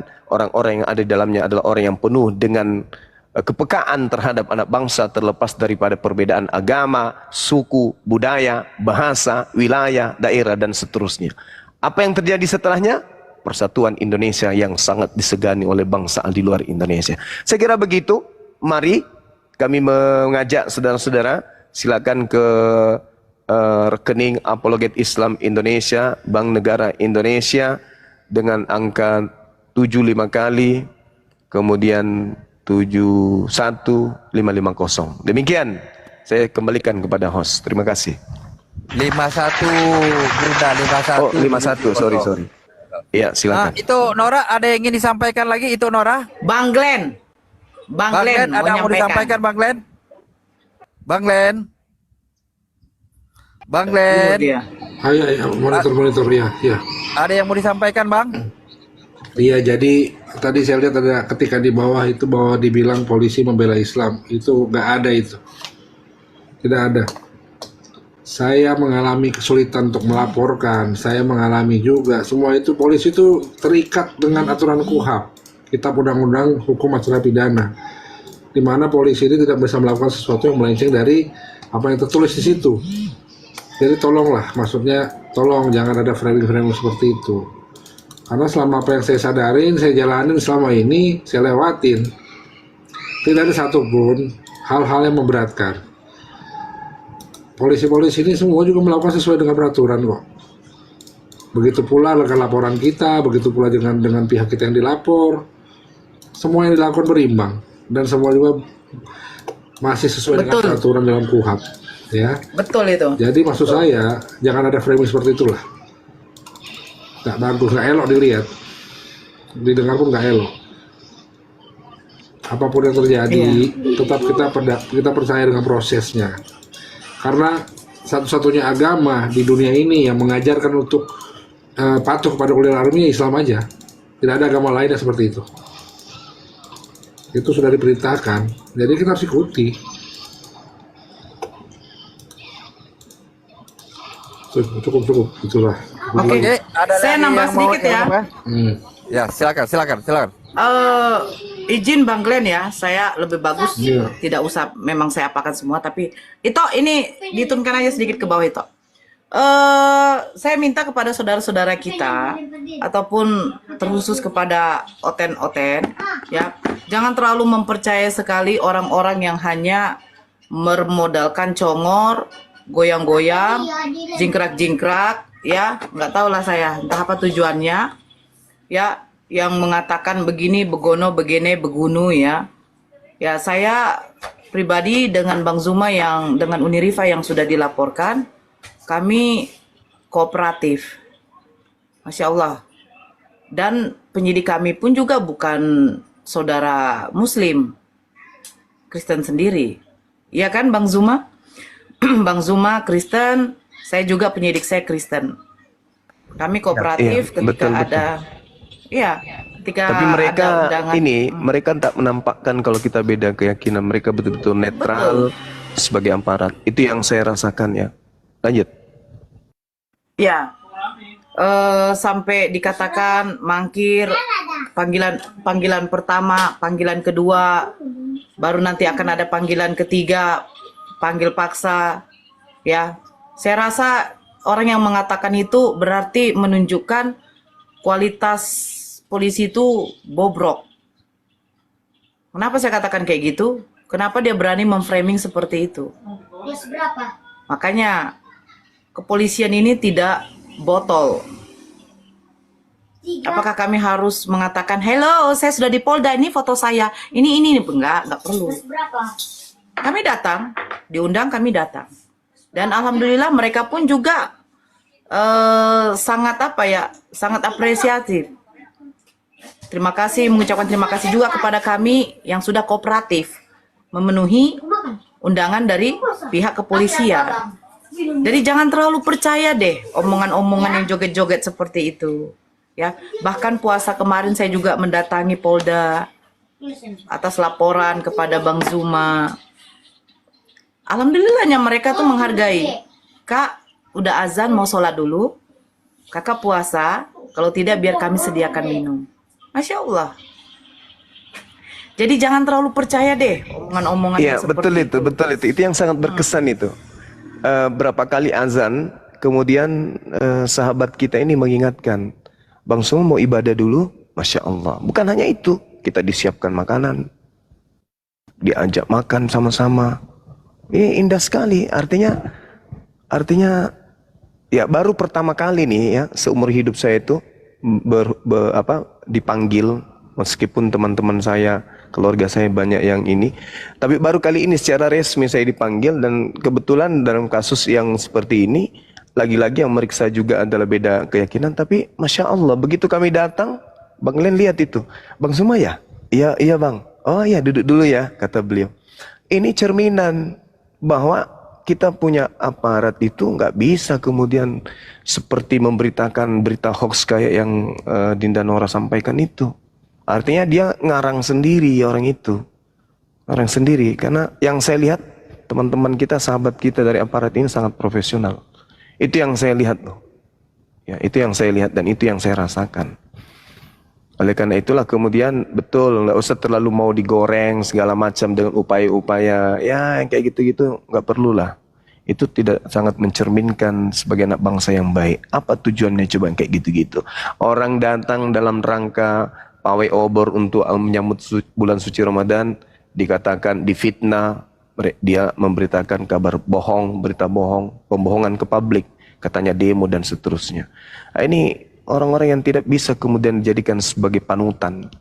Cuman modal mulut, modal joget, modal musik, PT, melayang, orang semua tepuk tangan, padahal itu hoax semuanya. Saya kira begitu, Masya Allah. Silakan. Iya benar Bang. Makanya itu saya bilang untuk saudara-saudara kita jangan mudah terpancing. Akhirnya membuat suatu berita-berita yang mengatakan bahwa oh ini dulu begini, ada penggalangan ini ternyata tidak. Ya, makanya saya bilang semua yang diberikan oleh saudara-saudara kami ini, ya siapapun itu, terlepas dari dia menyupport dengan materinya, menyupport dengan doanya, kami alhamdulillah, Masya Allah, kami mengucapkan banyak-banyak terima kasih. Ya, semua yang diberikan oleh saudara-saudara kami ini itu insya Allah amanah, itu digerakkan untuk memang pada tujuannya memang masing-masing. Jadi dari Yayasan APII mengumpulkan infak dari saudara-saudara ini memang dikhususkan untuk tujuan paling utama pelaporan. Karena semuanya ini tidak gratis. Kenapa saya katakan gitu? Ya, kita lihat ongkos atau semua saksi yang mau dipanggil, ya kan?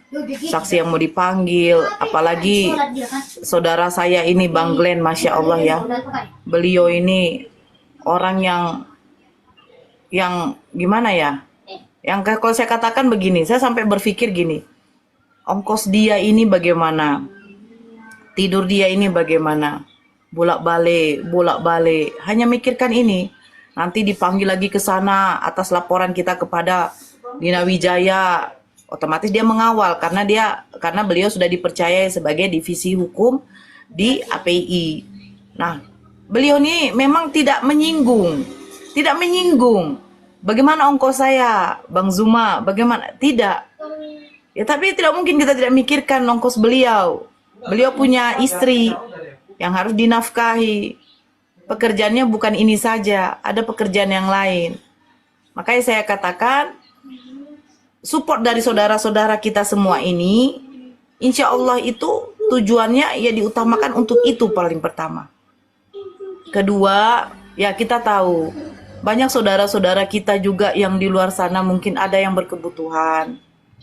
Ya, mualaf-mualaf kita yang mungkin ketika itu memang lagi berkebutuhan karena diusir keluarganya. Ya, tidak terlepas dari Yayasan FPI, tidak mungkin kita hanya diam menonton, mendengar saudara kita tuh dalam keadaan susah. Jadi memang apa salahnya sih kita untuk bersedekah? Bersedekah itu kan bukan berarti kita menjadi miskin. Bukankah dengan sedekah itu salah satu penggugur dari dosa-dosa kita? Ya Ustadz Dio ya, kalau tidak salah saya membaca seperti itu. Iya betul Kak. Ya, jadi orang yang mengajak pun dapat juga. Jadi teman-teman yang mungkin, waduh gimana nih Bang Dio, aku aja ke Bang Kempes makanannya Senin Kemis ya kan. Nggak apa-apa, minimal dengan doa kita ajak mereka. Kita ajak mereka. Kata Nabi SAW, man dalla ala khairin falahu mithlu ajri fa'ilihi la yanqusu min ujurihim syai'a. Siapa yang mengajak kepada kebaikan, ini teman-teman kan banyak nih, ada 3,4K ini.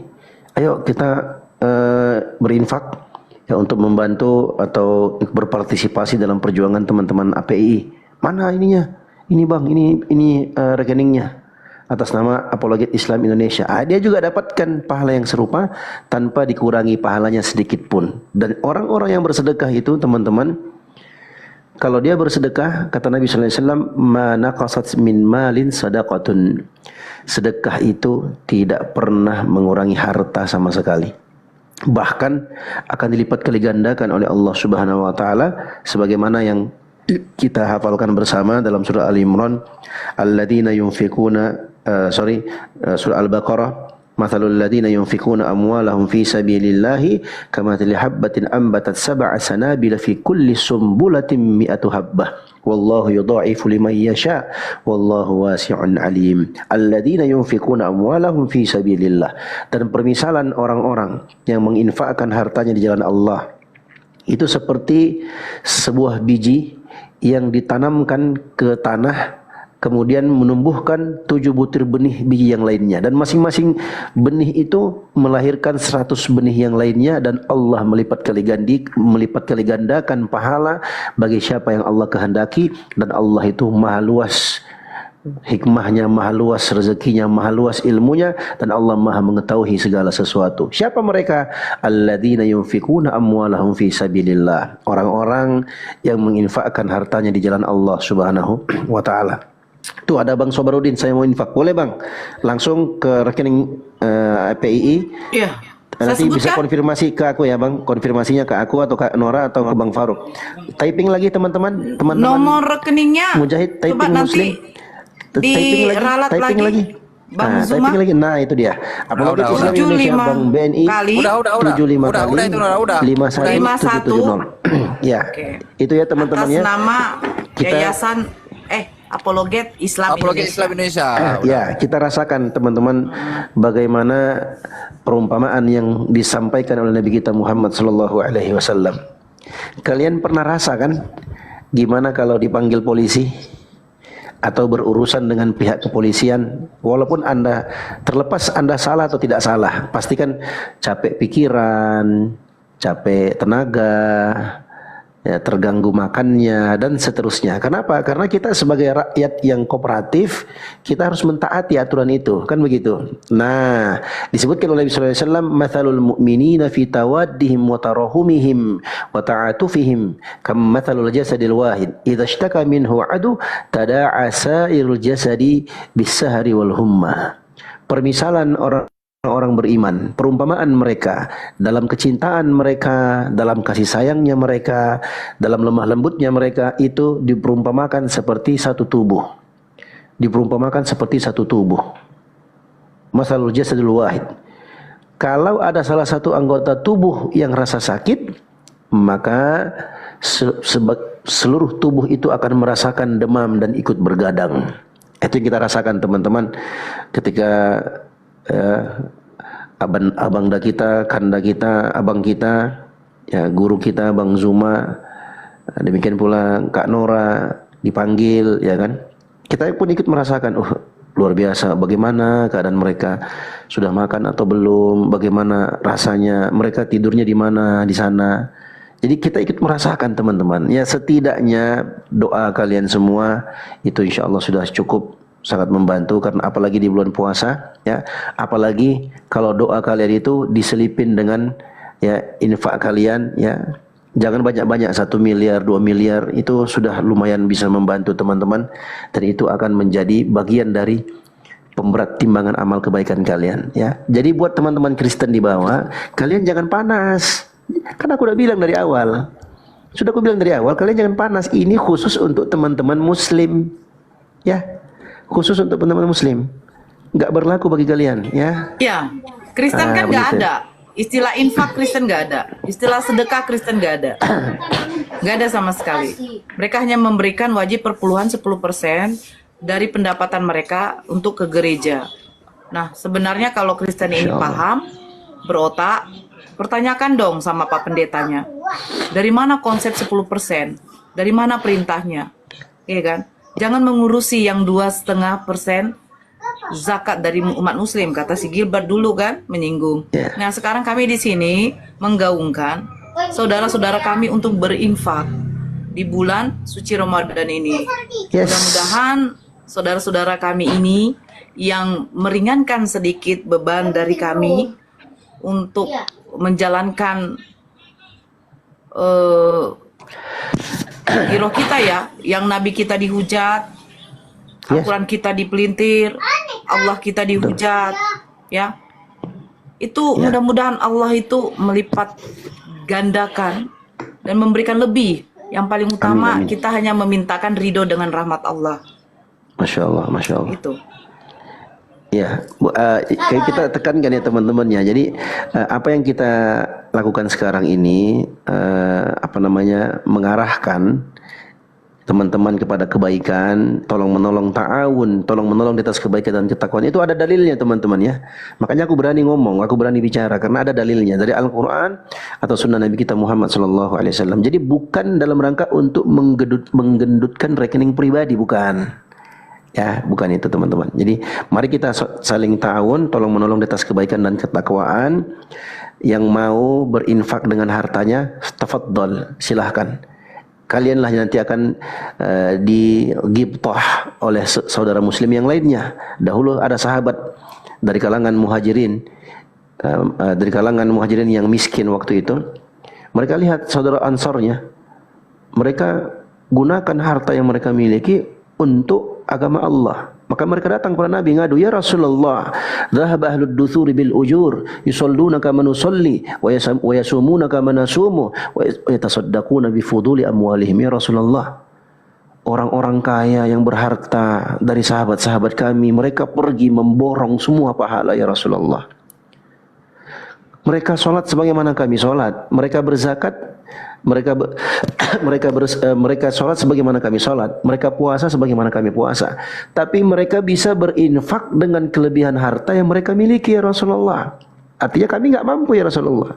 Di sini sahabat gibtah, ya, hasad yang terpuji, yaitu menginginkan melakukan kebaikan yang dilakukan oleh saudaranya. Itulah konsep dalam Islam, tolong menolong di atas kebaikan dan ketakwaan. Juga sama konsep zakat yang disebut oleh Kak Nora tadi. Konsep zakat itu tu'khadhu min agniyaihim faturaddu fi ala fuqaraihim. Diambil dari orang-orang kaya mereka dan diserahkan kepada orang-orang miskin di antara mereka. Jadi ada balance. Ya, ada keseimbangan teman-teman. Bukan diambil dari jemaatnya terus diberikan kepada pendetanya sampai gendut-gendut pendetanya, habis uangnya tetap perpuluhan berjalan. Itu bukan begitu kita ya teman-teman ya. Dalam Islam itu kita saling tolong menolong di atas kebaikan dan ketakwaan. Khususnya dalam program ini kita melaporkan atau program pelaporan terhadap para penghujat, ya itu kita butuh peluru, ya, butuh kekuatan dana dan butuh ta'awun, tolong menolong di antara sesama kita sendiri, kawan-kawan. Ya, bukan untuk pribadi. Ini murni untuk perjuangan kita. Barakallahu fikum. Lanjutkan, Orang. Ya. Untuk Ini mensudahkan mungkin iya. bukti transfernya barangkali dikirim ke Bang Handi atau kemana? Ya, boleh. Ya, ke Bang Handi ya. Ya, Yang boleh tahu nomornya Bang Handi boleh ketik di Ya. bawah. Boleh kirim ke DM juga di sini akun kita, Kandaku. Nanti Ya, saya nanti saya up ke grup. Iya, oke, Nah, teman-teman yang makasih. sudah ada Iya. Masya Allah, ada yang sudah 24 juta, Masya Allah. Misal ya teman-teman, misalnya Amin, begitu. amin. Amin, Masya Allah, luar biasa. Ini Bang Dio, saya sudah ini 24 juta. Nanti sebentar malam lagi 240 jutanya nanti nyusul Bang Dio, Masya Allah. Untuk perjuangan apa ini? Alhamdulillah, Masya Allah. Bang Dio, ini begini ya. Yang namanya infak, sedekah ini tidak paksaan. Berapa saja itu insya Allah menjadi amal jariah kita ya. Yes, Dio, betul ya. sekali. Betul. Nah, itu tidak akan diumumkan dari ini sekian dari ini. Ya mungkin ada yang merasa segan, sungkan dengan memberikan sedikit rezekinya dengan sekian dibandingkan Ya. jangan seperti itu. Saya yakin Kak Nora, ini informasi buat teman-teman yang nonton kita berdiskusi dengan Oten, apalagi channelnya Bang Faruk, apalagi Kak Nora, apalagi Bang Zuma, Masya Allah. Itu yang nonton teman-teman jenderal, pejabat-pejabat Iya. negeri kita. Bener aku nggak bohong. Betul. Benar. Bahkan aku pernah, subhanallah, aku pernah dapatkan ini Bang Dio Pratamanya, iya, yang kalau diskusi suka buka, iya, saya suka nontonannya Bang, apalagi kalau Bang Zuma begini bla bla bla bla.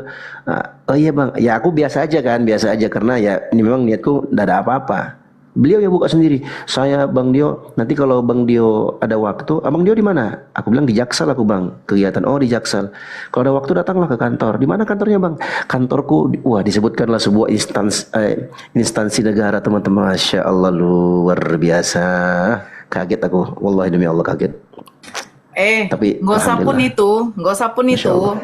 Waktu Bang Zuma ingat waktu ada yang syahadat di room saya itu, saya tidak nyangka itu mau syahadat loh Bang Zuma. Karena saya hanya sebentar karena mau naik kendaraan mau pulang lagi. Nah, itu di dalam penumpangnya di travel itu ada 2 orang anggota Brimob. Anggota Brimob, ada 2 orang anggota, 1 Brimob, 1 TNI. Mereka mau pulang pada waktu itu di daerah Sipirok. Nah, jadi kan ada yang mau syahadat itu Bang, Abang naik. Saya sebutkan nama Abang. Ya ini sudah masuk Bang Zuma. Jadi setelah yang syahadat itu Bang, kan aku mute. Mereka bilang begini, kakak kenal tuh yang kakak sebut. Iya, lillahi Bang. Iya Bang Zuma. Iya itu yang kemarin datang ke Medan kan. Itu saya ikut ikut kawal. Dia tentara. Saya ikut kawal itu. Wih mantap ya Kak, rame kali ya Kak. Wih kayak orang takbiran katanya. Gue bilang iya, tapi memang saya di situ tidak hadir. Oh iya, jadi kakak kenal ya dengan orang itu ya? Iya saya kenal Bang Zuma, saya bilang. Masya Allah. Jadi saya teringat omongannya si Dosmet yang membilangkan demo. Fitnah itu tidak benar. Ya, itu saya fitnah. sempat cerita sama yang anggota itu. Satu Itu orang itu TNI, dia kawal. Ada TNI yang ngawal. Dia bilang begini. Saya bilang gini, ya, tapi ada yang memframing katanya itu demo. Demo? Itu tiap tahun loh Kak. Saya perhatikan itu tiap tahun dirayakan untuk menyambut bulan suci Ramadan di Medan. Oh, Masya berarti Allah. bukan satu kali itu saja. Ya Bang Zuma ya, bukan satu kali itu saja. Cuman kebetulan Bang Zuma pada waktu itu diundang untuk menghadiri pawai obor. Jadi ya memang Bang Zuma ya ada juga yang kenal juga orang apa kan. Ya itulah, Masya Allah ya. Jadi Masya Allah. tidak Alhamdulillah. sedikit yang mengenal abang saya ini. Masya Allah mantap ya. Tapi sayangnya ada Kristen-Kristen yang memang tidak menyukai dan mengatakan bahwa diskusi ini perusak NKRI. Dia bilang diskusi ini perusak NKRI, sehingga beberapa dari pendiskusi dilaporkan oleh orang tersebut. Jadi kayaknya kita usai sampai di situ ya, Bang Dio. Siap. Nomor siap, Kak. rekeningnya tolong disebutkan sekali lagi. Ya, mari teman-teman Mujahid Typing Muslim, tap layar, typing lagi BNI atas nama Apologet Islam Indonesia 75 kali 51. Wih, langsung serempak, masya Allah. Kalian luar biasa, masya Allah. 75 kali 51 770 minimal. Mereka ikut berpartisipasi untuk typing nomor rekeningnya, luar biasa. Oh, sudah ada yang masuk, ya kan? Masya Allah, alhamdulillah. Ini sudah